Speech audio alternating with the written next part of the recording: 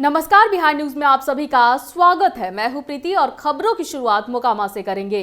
प्रधानमंत्री नरेंद्र मोदी की 20 लाख करोड़ रुपए के कोरोना राहत पैकेज की घोषणा को लेकर बिहार भाजपा ने बड़ा सियासी बयान दिया है। पार्टी की बिहार इकाई के प्रदेश प्रवक्ता डॉक्टर रामसागर सिंह ने मोकामा में मीडिया से बातचीत करते हुए कहा कि इस कोरोना महासंकट में भारत का विश्व गुरु बनने का सपना पूरा होने जा रहा है, बशर्ते कि देश की तमाम सियासी पार्टियां पीएम के साथ सकारात्मक रुख दिखाए। डॉक्टर रामसागर सिंह ने कहा कि सभी दलों के सहयोग से भारत इस कोरोना संकट को महाअवसर में तब्दील करने जा रहा है। कल हमारे जननायक प्रधानमंत्री नरेंद्र मोदी जी ने जो 20 लाख करोड़ पैकेज की घोषणा किए हैं, वो विश्व के अर्थपटल पर चीन के बादशाहत को खत्म कर भारत को स्थापित करने का एक रास्ता है। प्रधानमंत्री जी भारत को आत्मनिर्भर बनाने की बात किए हैं। प्रधानमंत्री जी लोकल को वोकल बनाने की बात किए हैं। प्रधानमंत्री जी ये भी बताए कि कैसे भुज के भूकंप को उन्होंने अवसर में बदल कर करके, आपदा को अवसर में बदल कर करके और भुज को चमका दिए थे। उसी तरह से ये कोरोना आपदा को अवसर के रूप में बदल कर करके और भारत को विश्व के अर्थपटल पर स्थापित करेंगे और विश्व गुरु बनने का रास्ता साफ करेंगे। भारत के तमाम लोगों को एक साथ आकर करके इस लक्ष्य को प्राप्त करने में मदद करना चाहिए, आगे बढ़ना चाहिए। और यही एक मौका है कि चाइना से जितने भी देश उससे खफा हैं, जितनी भी कंपनियां यहाँ आकर के स्थापित होना चाहती हैं, उनको स्थापित करने में सारे लोगों को मदद करना चाहिए और उसी से बेरोजगारी भी खत्म होगी। मोदी जी किसानों के लिए, असंगठित क्षेत्र के मजदूरों के लिए और व्यवसायी वर्गों के लिए भी, किसानों के लिए, महिलाओं के लिए, सारे लोगों की चिंता कर करके एक व्यापक रूप तैयार कर रहे हैं और उसकी घोषणा बहुत जल्द होने जा रही है। और भारत जो अभी विश्व में मंदी चल रहा है, उस मंदी को तोड़ते हुए और अर्थव्यवस्था को पटरी पर लाते हुए बढ़ेगी। बेगूसराय में बच्चों के विवाद में एक पक्ष के लोगों ने एक वृद्ध की पीट कर हत्या कर दी। घटना तेघड़ा थाना क्षेत्र के गौरा की है। बताया जा रहा है कि गौरा गांव में कुछ बच्चों के बीच खेलने को लेकर विवाद हुआ था।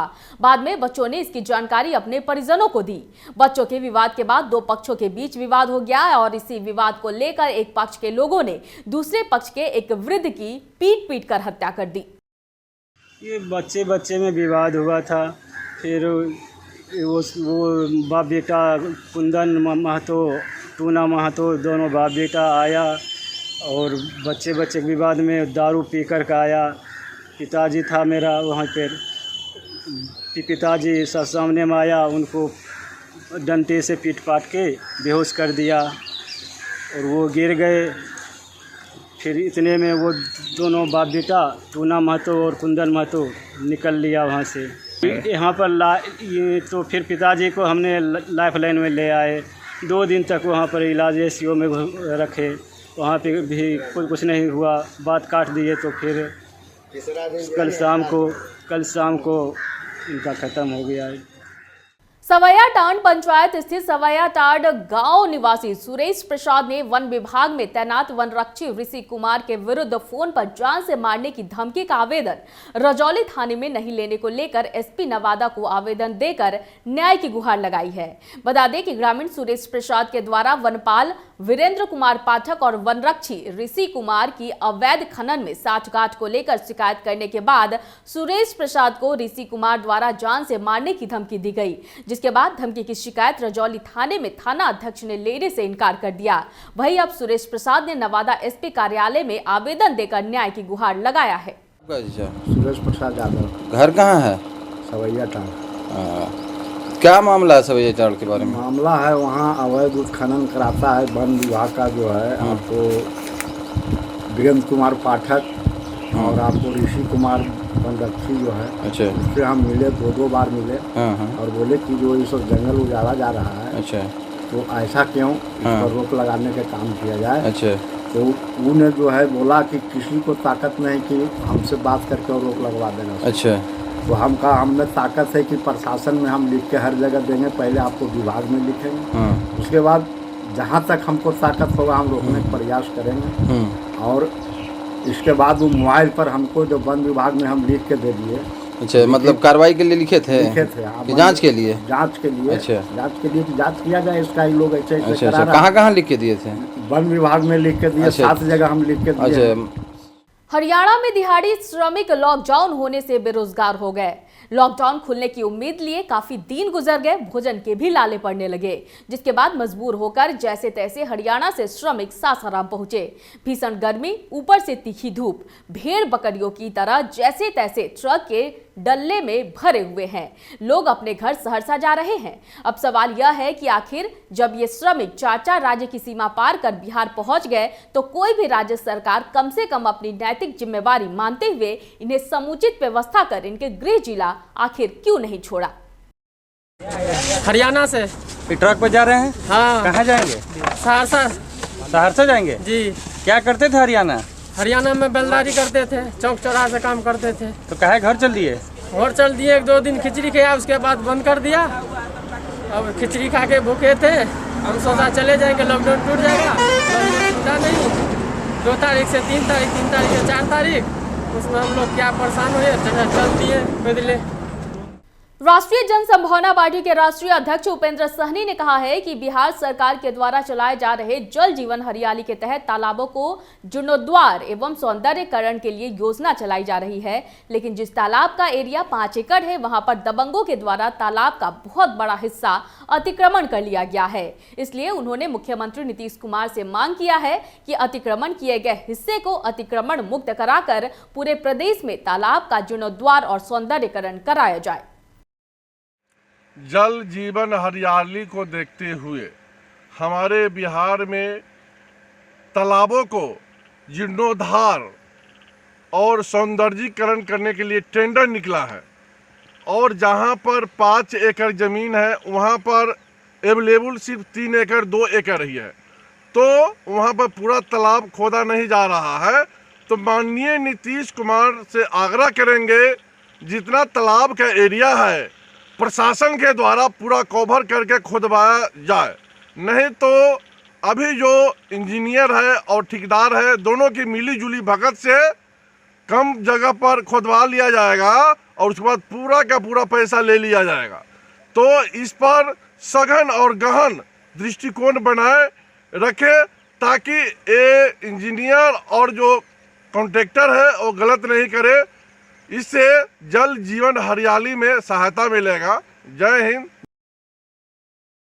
गया जिले के गुरपा ओपी क्षेत्र के एसएसबी के 29वीं वाहिनी के डेल्टा कंपनी में पदस्थापित जवान ललित भारती के सीने में अचानक गोली लग गई, जिसे आनन फानन में साथी जवानों ने सबसे पहले सामुदायिक स्वास्थ्य केंद्र फतेहपुर में भर्ती कराया। वहां से बेहतर इलाज के लिए जेपीएन अस्पताल में रेफर कर दिया गया, लेकिन वहां आने के बाद डॉक्टर ने जवान को मृत घोषित कर दिया। जवान को गोली कैसे लगी इसकी जानकारी एसएसबी के अधिकारियों ने फिलहाल नहीं दी है। यहाँ पे जवान ड्यूटी देते हैं तो हमारे कांस्टेबल जिनका नाम ललित भाटी था वो सुबह ड्यूटी में थे और उसके बाद एक फायर की आवाज़ आई तो कंपनी कमांडर ने हमारे वहाँ तुरंत उनको देखा कि गिरे हैं जमीन पर। ड्यूटी वाले स्थान से उनको इवैक्यूएट करके नियर जो पास का हॉस्पिटल था वहाँ ले गए, वहाँ से फिर यहाँ ले गए, वहाँ उनको तो शहीद। कहाँ के रहने वाले थे? ये उत्तर प्रदेश के रहने वाले थे, बुलंदशहर के। आशंका है कि शायद वो खुद से भी गोली चली हो या चला है। अब ये जांच का विषय है कि एक्सीडेंटल फायर था या और कुछ बात थी। तो प्रथम दृष्टया जो है लग रहा कि उनको मतलब चेस्ट के आसपास गोली लगी है जी। और उनके परिवार को सूचना दे दी? हाँ, परिवार को सूचना दे दी।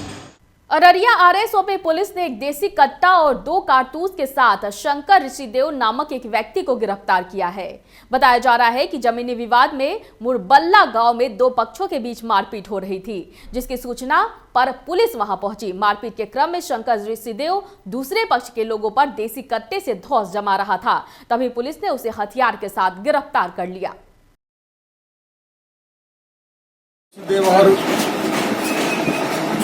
शंभू ऋषिदेव तो उसको मारपीट हो रहा था। तो मारपीट के क्रम में जो है तो ये अपना पिस्तौल और गोली लेके भी आ गया मारपीट करने के लिए। पुलिस पार्टी गई, अफसर इंचार्ज अपने नेतृत्व में टीम गई थी। वहाँ पर जब हुआ तो रंगे हाथ घटना स्थल पर ही पिस्तौल के साथ ये गिरफ्तार किए गए और उनका पुराना कुछ रिकॉर्ड को भी हम लोग खंगाल रहे हैं। पूर्व के ये चोरी या चपाटी या कोई किसी तरह का आपराधिक संलिप्तता कि नहीं, इसका रिकॉर्ड हम लोग छानबीन कर रहे हैं। मसरख प्रखंड में खुले क्वारंटीन सेंटर पर प्रवासियों को मिल रही सुविधाओं को संतोषजनक बताते हुए महाराजगंज सांसद जनार्दन सिंह सिग्रीवाल ने मौके पर अधिकारियों को कई दिशा निर्देश देते हुए कहा कि जो भी कमी है उसे जल्द पूरा कराया जाए। प्रवासियों को किसी भी प्रकार की दिक्कत नहीं होनी चाहिए, इसमें कोताही बर्दाश्त नहीं की जाएगी। के लिए ही हम सब अपने भी घूम रहे हैं, देख रहे हैं। हम सब जो अभी यहाँ जो व्यवस्था है वह ठीक है कि कुछ और उसमें कमी को पूरा करने की आवश्यकता है, लेकिन एक संतोषजनक व्यवस्था दिख रही है। इसको और अच्छा करना है। सरकार भी अलग अलग तरीके से दिशा निर्देश देने का काम कर रही है। आज भी देश के माननीय प्रधानमंत्री जी का 8 बजे देश के नाम पुनः संदेश है, वैसा ही उसके गाइडलाइन पर यहाँ भी प्रशासनिक स्तर पर दिशा निर्देश जारी किए जा रहे हैं। उस दिशा निर्देश का पालन हर सेंटर पर हो, यह सबसे आग्रह भी है और आम लोग भी इसका अपने अंदर भी पालन करें। यह भी आग्रह है कि हर व्यक्ति को इसका पालन करना है। वो हर व्यक्ति ही पालन कर करके कोरोना रूपी महामारी को हम हरा सकते हैं और भारत इसमें जीतेगा। मुझे पूरा का पूरा विश्वास है, कोरोना हारेगा, भारत जीतेगा। दुनिया में जिस तरीका से आज यह महामारी मुंह बाकर खड़ी है, भारत अभी निश्चित रूप से उसमें आगे सफलता के कगार पर आगे बढ़ रहा है। हम और सफल होंगे, यह मुझे पूरा विश्वास भी है, लेकिन हम सबको अपने अंदर भी उसका पालन करना है। बात करें मधेपुरा की तो उदा किशुनगंज बाजार में लॉकडाउन की दुकानदारों द्वारा धज्जियां उड़ाई जा रही है। आपको बता दें कि थाना अध्यक्ष ने पूरे बाजार में घूम घूम कर माइकिंग कर सभी दुकानों को बंद कराया था। बावजूद कुछ दुकानदार ऐसे भी हैं जो अपने दुकान की शटर को थोड़ा सा उठाकर चोरी छुपे कपड़े की बिक्री कर रहे हैं।